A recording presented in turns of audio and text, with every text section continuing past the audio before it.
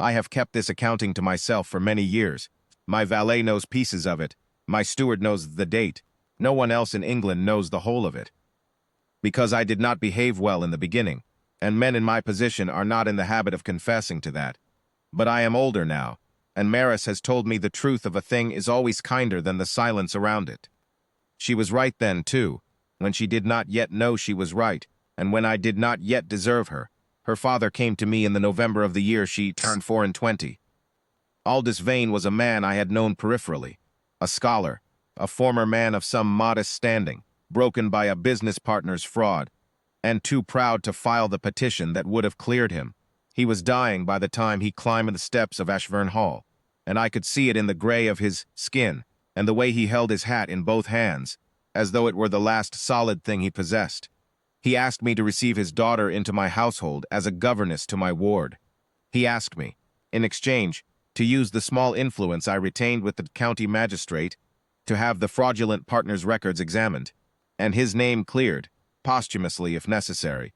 He did not ask me to love her. He did not know that I had seen her once, 3 years prior, reading to 2 small children, on the steps of a lending library in the village, while the rain came down, and she held her shawl over their heads rather than her own. He did not know that I had been watching for a reason to act on that image ever since. I agreed to his terms. I told myself it was a clean arrangement, a practical one, beneficial to both parties. I told myself I was not purchasing anything I had no right to. I believed in those early weeks that I was a man of reason. Maris arrived on the first hard frost of December. She was exactly as I remembered her, which is to say she was nothing like the women my housekeeper, Mrs. Prawle, considered fit company for Ashvern Hall. She wore a gray wool dress of good cut but some age. Her hair was dark and simply dressed. She carried 1 trunk and a leather satchel of books, and made no complaint outside the servants' entrance, though I later learned Mrs. Prawle had directed her to it deliberately, when the guests' entrance stood open and unattended. Mrs. Prawle had been with me since my father's time. She was efficient, loyal, and possessed of a refined cruelty toward anyone she judged beneath the hall's dignity. She had chosen her verdict on Maris before the trunk was unpacked. I watched from the upper gallery. I watched Mrs. Prawle assign her the smallest room, furthest from the nursery. I watched the visiting cousins seat themselves at breakfast without acknowledging her. I watched a man named Forthwick, a barrister, who arrived with the cousins, look through her as though she were the furniture, and I watched Maris absorb each of these small violences with a composure that was not servility. It was something else entirely.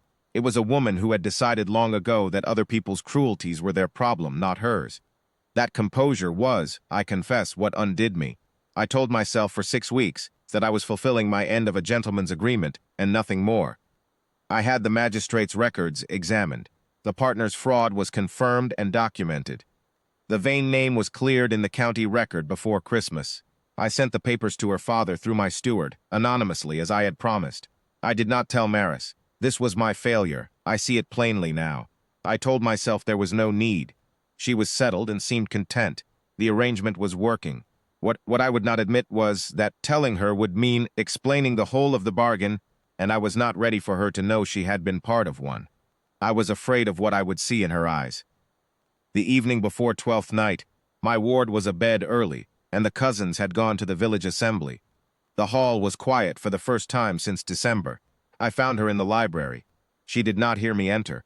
She was standing at the far window with a book open in her hands, not reading it, watching the snow come down over the north garden, her face turned toward the dark glass, and there was something in her expression I had no right to see and could not look away from. It was not sadness precisely. It was the look of a person who has made her peace with a particular kind of loneliness, and is not certain the peace was worth making. I said her name, Miss Vane. She turned without startlement, which told me she had heard me come in after all, and had chosen not to acknowledge it until I spoke. Another decision that was not servility. She closed the book. We spoke for perhaps 20 minutes, of the ward's progress, of a Latin text she had found misfiled among the atlases, of the snow outside. It was the most ordinary conversation I had conducted in years. When she excused herself, I stood in the library for some time, looking at the place where she had stood. The following morning, Mrs. Prawle delivered her verdict. I do not know what possessed the woman, whether it was the cousin's departure. Leaving her with less theater, or simply the accumulated satisfaction of a judgment long withheld. She said it in the main hall, where 2 footmen were present, and the sound carried, that a governess placed by arrangement, for purposes of a private settlement between 2 gentlemen, ought not to make herself comfortable in the family library at night, and that Miss Vane should perhaps acquaint herself with the nature of her situation, that she was here on condition, not on merit, and that conditions could be revoked. I was at the top of the stairs. I heard every word. I also heard the silence that followed, which was Maris taking it in. Then I heard her footsteps, not fleeing, not hurrying, but deliberate and unhurried, in the direction of her room. I came down the stairs. Mrs. Prawle was speaking to one of the footmen in the manner of a general satisfied with a campaign. I said her name once, quietly, and the hall went still. I told her she had overstepped. I told her she had spoken of arrangements she did not understand, and that her error was compounded by her audience.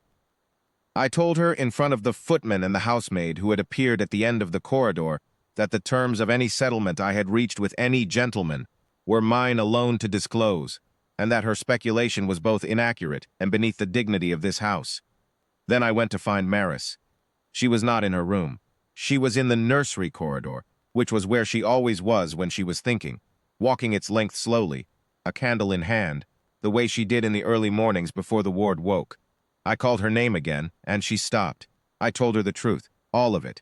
Her father's visit, the terms, the papers sent to him before Christmas.